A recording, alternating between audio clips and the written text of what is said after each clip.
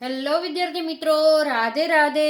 તો આજે આપણે જે ટેટ 1 પાસ ઉમેદવારોની વ્યથા છે અને જે ભરતી પ્રક્રિયા તમારી અટકી ગયેલી છે અથવા તો સમજો કે ગોઠે ચડી ગયેલી છે, તો આપણે એક વિડીયો બનાવેલો હતો કે 3 તારીખે બધા ગાંધીનગર આંદોલન માટે ગયા હતા. તો હવે એનું બધું જ આપણે ડિટેલમાં અહીંયા સમજવાના છે કે આંદોલન કરવા જે મિત્રો 3 તારીખે ગયા હતા એની શું માગણી છે અને માગણીઓ પૂર્ણ કરવામાં નહીં આવે તો આગળની તારીખે અમે શું કરશું, કેવી રીતે આંદોલન કરશું અને કેટલી તારીખથી આંદોલન શરૂ કરશું, બધું જ આપણે આ વિડીયોમાં જોવાના છે. તો સૌપ્રથમ તો આપણી ચેનલને સબસ્ક્રાઈબ કરી દેજો, વિડીયોને લાઈક કરી દેજો, કારણ કે તમને ભરતી રિલેટેડ બધી જ અપડેટ આપણા ચેનલ ઉપર મળી જશે. બરાબર. તો સૌપ્રથમ તો મિત્રો છે ને, આપણે જ્યારથી ટેટ 1ની પરીક્ષા નહોતી આવતી ને ત્યારે પણ આપણે શું કર્યું હતું, રજૂઆત કરી હતી પરીક્ષા લઈ આવવા માટે. તો કે આંદોલન શું કામે કે ટેટ 1ની પરીક્ષા નહોતી આવતી ને ત્યારે પણ બધા મિત્રો રજૂઆત કરવા ગયા હતા કે અમારી ટેટ 1ની પરીક્ષા લેવામાં આવે. ટેટ 1ની પરીક્ષા લેવાનું જાહેર કરવામાં આવ્યું તો તમારો સિલેબસ બદલી દેવામાં આવ્યો. જેવો સિલેબસ બદલી ગયો એટલે 45 દિવસ જેટલા સમયમાં તમારી એક્ઝામ લેવાઈ ગઈ. એટલે તમારા પ્રશ્નો ખોટા હતા. બરાબર. નહીં તો 20 થી 25 જેવા પ્રશ્નો તમારા ખોટા કે ડબલ જવાબ ગયો તો થઈ શકે. એમાં તમારા 9 જેટલા પ્રશ્નો સુધારી દીધા અને બાકી 19 જેટલા પ્રશ્નો તમને ખબર છે હજી બાકી છે 19 પ્રશ્ન, તો એનો કોર્ટ કેસ ચાલે છે. બરાબર. તો મિત્રો જો આપણે સમજીએ ને તો ટેટ 1 પરીક્ષા છે ને, જ્યારથી રજૂઆત કરીને લેવા ને ત્યારથી જ રજૂઆત અને આંદોલનથી જ આગળ વધી રહી છે. પછી ભરતી હોય કે પરિણામ હોય કે કંઈ પણ હોય. હવે તમે વિચારો કે આપણે જ્યારે ફાઇનલ આન્સર કી આવી ત્યારે પણ પ્રશ્ન ખોટા હતા તો રિવાઇઝ આન્સર કીની રજૂઆત કરવા ગયા પણ ન થયું એટલે શું થયું, આપણે કોર્ટ કેસ કરવો પડ્યો. પછી મિત્રો આપણે રિઝલ્ટ આવી ગયું અને ખાસો સમય વહી ગયો તો પણ ભરતી આવતી નહોતી. શું નહોતું આવતું? ભરતી નહોતી આવતી. એટલે આપણે ફેબ્રુઆરી મહિનામાં ભરતી લાવવા માટે રજૂઆત કરવા ગયા અને ત્યારે પણ આપણે કીધેલું કે જો ભરતી આપવામાં નહીં આવે, ભરતી નહીં તો શું કીધું તું કે જેવી ચૂંટણી પૂરી થાય એવું શું કરશું, તો કે આંદોલન કરશું અમે. ચૂંટણી હતી ત્યારે તમને ખ્યાલ હોય તો એપ્રિલમાં. બરાબર. તો તરત જ શું કર્યું હતું કે 1 એપ્રિલે તમને જાહેરાત આપી દીધી કે 11,000 વિદ્યા સહાયક ભરશું. શું કામે? આપણે ત્યારે પણ કીધેલું હતું કે જો ભરતી નહીં આવે ને તો આંદોલન કરશું. રજૂઆત કરી હતી, બધું થયું. પછી પાછી મિત્રો આપણે PML માટેની રજૂઆત કરવા ગયા હતા થોડા સમય પહેલા, તમને ખ્યાલ છે આપણે ત્યારે પણ વિડીયો બનાવ્યો હતો. બરાબર. જ્યારે રજૂઆત કરવા ગયા ને PML માટે તો શું કર્યું ત્યારે પણ આપણે કીધું તો PML નહીં આવે તો આંદોલન કરશું ને રજૂઆત કરી હતી. ત્યારે પણ આપણે જવાબ શું મળેલો હતો કે કોર્ટ કેસના કારણે ભરતી અટકેલી છે, પૂર્ણ નહીં થાય કોર્ટ કેસ ત્યાં સુધી ભરતી આગળ વધશે નહીં. પણ મિત્રો જ્યારે પણ ઓફલાઈન ફોર્મ ભરાવ્યા ને ત્યારે બાંહેધરીમાં લખેલું જ છે કે 11,000 ભરતીમાં પિટિશનર જે 700 જેટલા છે એ ક્યાંય હક દાવો કરી શકશે નહીં. તો છતાં પણ આપણે PMLની માગણી કરી તો શું થયું હતું મિત્રો, ત્યારે પણ આપણે વિડીયો બનાવીને કીધું તો આ સાઈડ ઇફેક્ટ છે. બરાબર. તો શું થયું તો કે DLEDનું છે ને તમને માર્કશીટ ઉમેરવા માટે પોર્ટલ ખોલી દે એટલે બધાને શું થયું કે હાલો DLEDની માર્કશીટ ઉમેરાઈ ગઈ એટલે હમણાં ટૂંક સમયમાં PML આપશે. કારણ કે માર્કશીટના તમારા માર્ક ઉમેરવાના હતા એટલા માટે અટકેલું હતું. બીજું હતું કે શિક્ષકોના બદલી કેમ, એ પણ હવે પૂરા થઈ ગયા હતા. પછી આ કારણે આપણે જ્યારે પણ આંદોલન કરવાનું વિચાર્યું ત્યારે DLEDનું માર્કશીટ ઉમેરવા માટે પોર્ટલ ખોલી દે એટલે આપણે શું થયું ટૂંક સમયમાં PML આવી જશે. અને કોર્ટમાં તો ખબર જ છે તમને તારીખ ઉપર તારીખ પડી રહી છે. બરાબર. આટલું થયું. તેમ છતાં PML ન આવ્યું. તો મિત્રો આપણે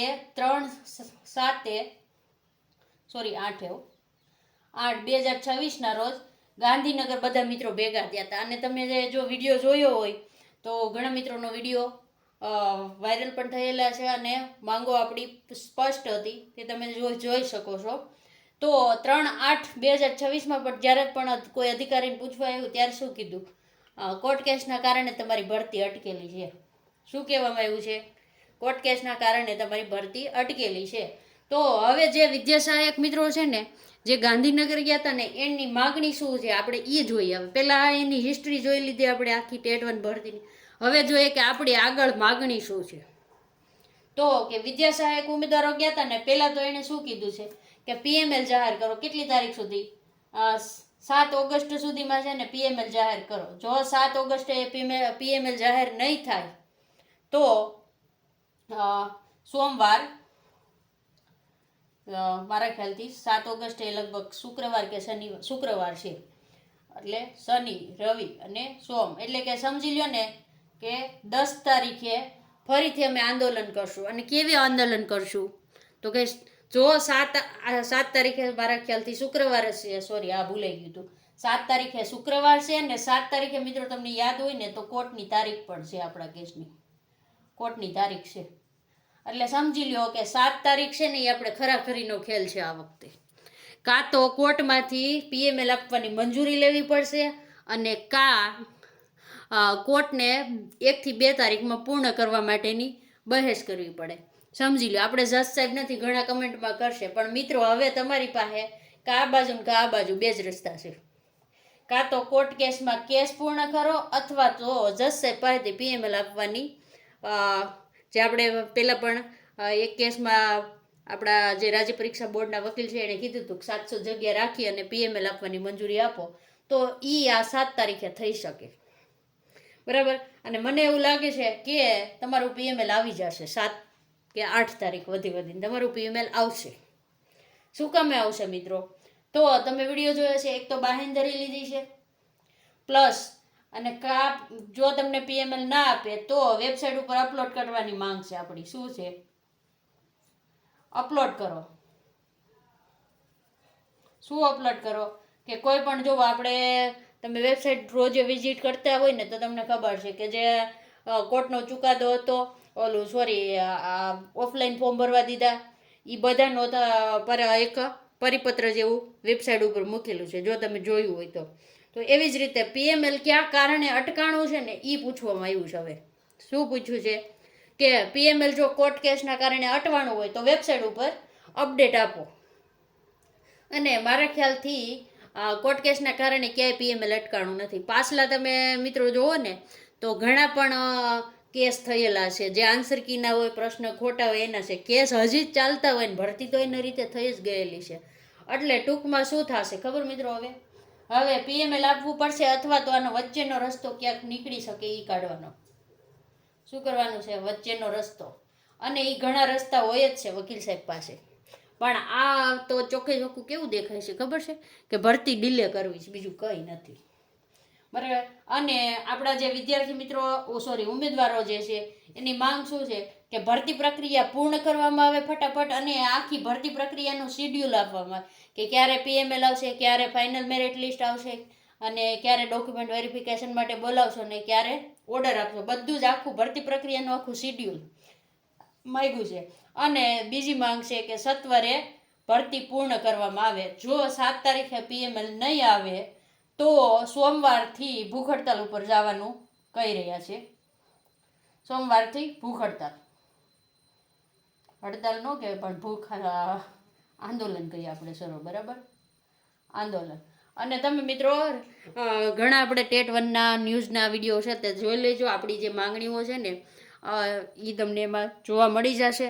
અને આ જે આંદોલન કરવા ગયા હતા મિત્રો 3 તારીખે, તો એ કમસે કમ 1000 જેટલી સંખ્યા હતી.